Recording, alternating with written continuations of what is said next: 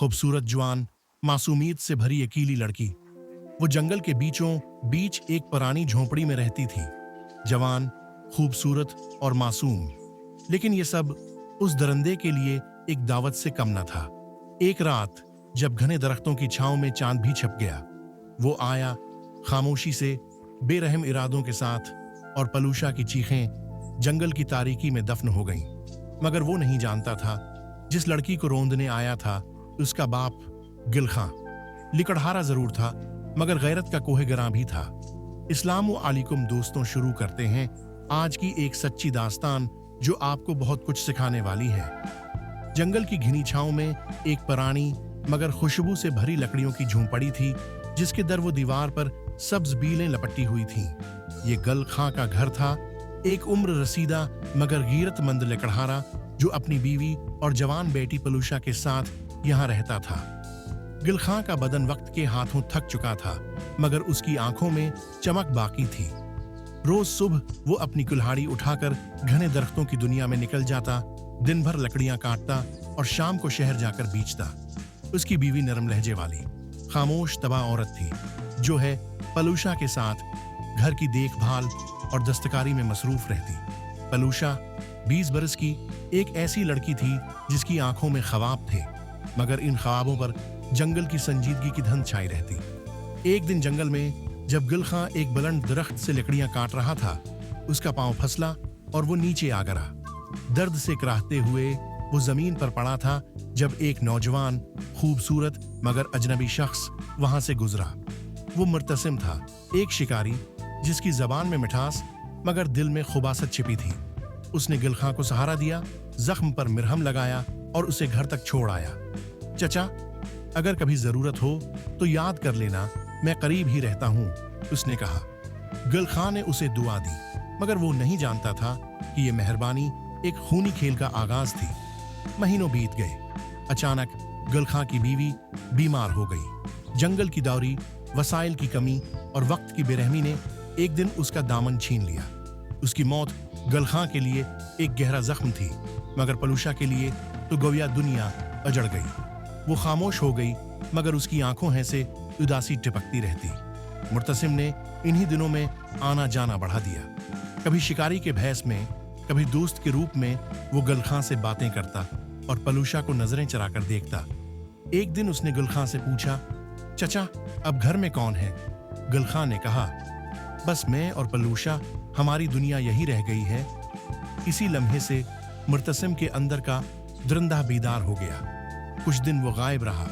एक सहपहर जब गिलखां लकड़ियां काटने गया था, पलूशा घर में तन्हा थी। अचानक दरवाजा जोर से खुला। मुर्तसिम अंदर हो गया, घुस आया। उसकी आंखों में शैतानी चमक और हाथ में चाकू था। पलूशा ने चीखने की कोशिश की, मगर मुर्तसिम ने उसका मुंह बंद कर दिया और धमकी दी, अगर किसी को बताया तो तुम दोनों को मार डालूंगा। पलूशा लरजती हुई जमीन पर बैठ गई। शाम को जब गिलखां वापस आया तो उसने बेटी की हालत देखी। पलूशा की लर्जती आवाज में सारी दास्तान सुनकर गिलखां का चेहरा पत्थर हो गया। उसने पलूशा को सीने से लगाया और आहस्तगी से कहा, बेटा, तुम्हारा बाप अभी जिंदा है।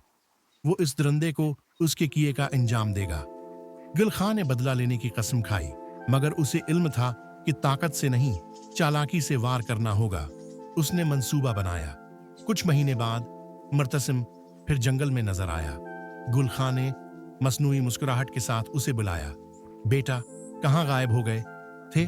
जमा को मैं लकड़ियां बेचने शहर जाऊंगा। पलूशा अकेली होगी, अगर गुजर हो तो देख लेना, तन्हा लड़की है। मुर्तसिम की आंखें चमक उठीं। वो अपने अंदर की खबासत को छिपा न सका। इधर गिलखां और पलूशा ने घर के एक कमरे में गहरा गड्ढा खोदा। इस पर लकड़ी के तख्ते बिछाए और कपड़ा डालकर उसे छिपा दिया। जब आया, गिलखां सुबह सवेरे निकला, मगर वो करीब ही छुपा रहा। जैसे ही अंधेरा हुआ, मुर्तसिम घर में दाखिल हुआ। पलूशा भागकर इस कमरे की तरफ गई। मुर्तसिम ने पीछा किया और इसी गुढ़े में जा गिरा। चीखते हुए वो कहने लगा, चचा, माफ कर दो, मुझे निकाल लो। गिलखां, जो अब आ चुका था, गड्ढे के किनारे खड़ा हुआ और बोला, जब तूने मेरी बेटी को रौंदना चाहा, क्या तूने माफी मांगी थी? अब रहम की उम्मीद न रख। गिलखां ने कहा, पलूशा बेटा, तुम्हारा जुर्म हाजिर है, जो चाहे सजा दो। पलूशा ने मुर्तसिम को एक छुरी से खूब मारा और फिर उसने कहा, बाबा छोड़ दें उसे। गुलखां ने सर्द लहजे में कहा, है बेटी, ये अगर आज बच गया तो कल फिर लौटेगा। उसने कल्हाड़ी उठाई, चंद वार किए और मुर्तसिम की चीखें जंगल की हवा में गुम हो गईं। रात के अंधेरे में जंगल के दरमियान एक और गड्ढा खुदा, मुर्तसिम की लाश को इसमें दफनाया और गड्ढे को मिट्टी से भर दिया गया। कुछ दिन बाद जंगल के लोगों ने मुर्तसिम को ढूंढा, मगर वो जैसे हुआ में तहलील हो गया था। वक्त गुजरा, पलूशा ने अपने जख्मों पर मरहम रख लिया और गुलखां पहले से भी ज्यादा खामोश हो गया। मगर अब उसकी खामोशी में एक कहानी छिपी थी, इंसाफ की, गैरत की और बदले की। उसके दरवाजे हैं पर चुपचाप लटकती लकड़ियों के दरमियान एक हवा थी जो हर आने वाले को खबरदार करती थी, यहाँ जुल्म की सजा मिलती है। जंगल के हर दरख्त, हर पता एक कहानी सुनाता है और गुलखां का इंतकाम इन कहानियों में वो चीख है जो सुने बगैर नहीं रहती। अगर आपको ये कहानी पसंद आई हो तो लाइक करें, कमेंट में अपनी राय दें और मजीद ऐसी ही कहानियों के लिए सब्सक्राइब करना ना भूलें। जल्द मिलते हैं एक नई कहानी के साथ। Goodbye, good.